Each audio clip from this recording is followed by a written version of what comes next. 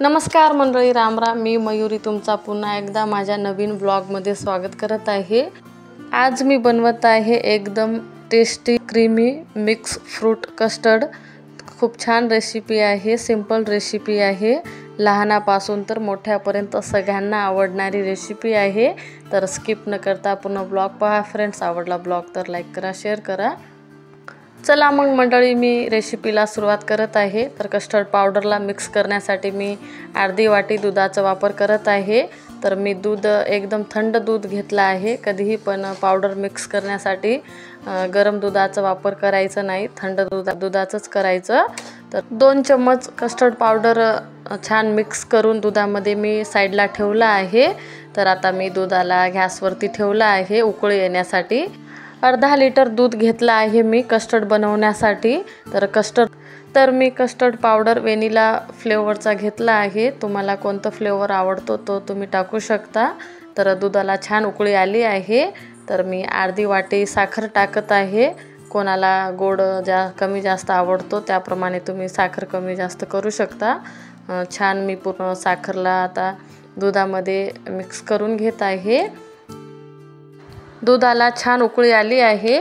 तर मी आता custard powder टाकत आहे. तर कस्टर्ड पावडरला छान मिक्स करून घेतलं. तर एका हाताने मी कस्टर्ड पावडर टाकत आहे, दुसऱ्या हाताने कंटिन्यू दुधाला मिक्स करत आहे. एकाच वेळेस पूर्ण कस्टर्ड पावडर टाकल्याने दुधात गुठळ्या होतात, म्हणून मी हळूहळू टाकून पूर्ण छान मिक्स करून घेत आहे. तर पाहू शकता आता कस्टर्ड टाकल्याने छान दुधाला कलर पण आला आहे. आणि केसर पण टाकू शकतो आपण. केसर टाकल्याने पण छान कलर येतो आणि टेस्ट पण खूप छान लागतो.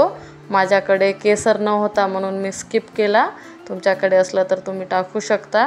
मला जे फ्रूट्स आवडते ते मी आता स्वच्छ पाण्याने धुवून घेतलं आहे. तर दुधाला छान मी 4-5 मिनिट मीडियम फ्लेमवर शिजू देते.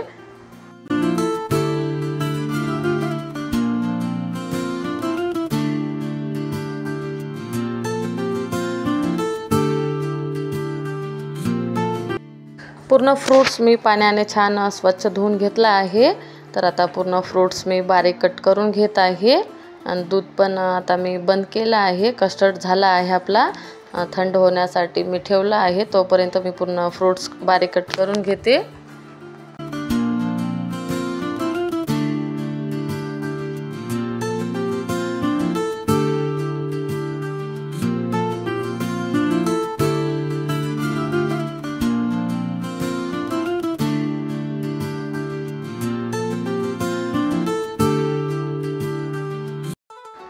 कस्टर्ड छान झाला आहे, पाहू शकता माझा तुम्ही. एकदम पातळ पण नाही, एकदम घट्ट पण नाही. मला जास्त घट्ट आवडत नाही म्हणून मी थोडं मीडियमच ठेवलं आहे. तर 15 ते 10 मिनिट मी थंड होण्यासाठी ठेवलं होतं. तर छान आता थंड झाला आहे. तर पूर्ण फ्रूट्स टाकून छान मिक्स करून 2-3 तास फ्रीजमध्ये ठेवते मी. नंतर सगळ्यांना थंड कस्टर्ड देते, मी सर्व करते. आणि खूप छान झाला होता माझा कस्टर्ड, सगळ्यांना आवडला. आणि लहान मुलांना तर खूप आवडते. नक्की एकदा ट्राय करून पहा फ्रेंड्स. आणि कशी वाटली तुम्हाला माझी हा रेसिपी कमेंट बॉक्समध्ये नक्की सांगा. आवडली असेल तर लाईक करा, शेअर करा.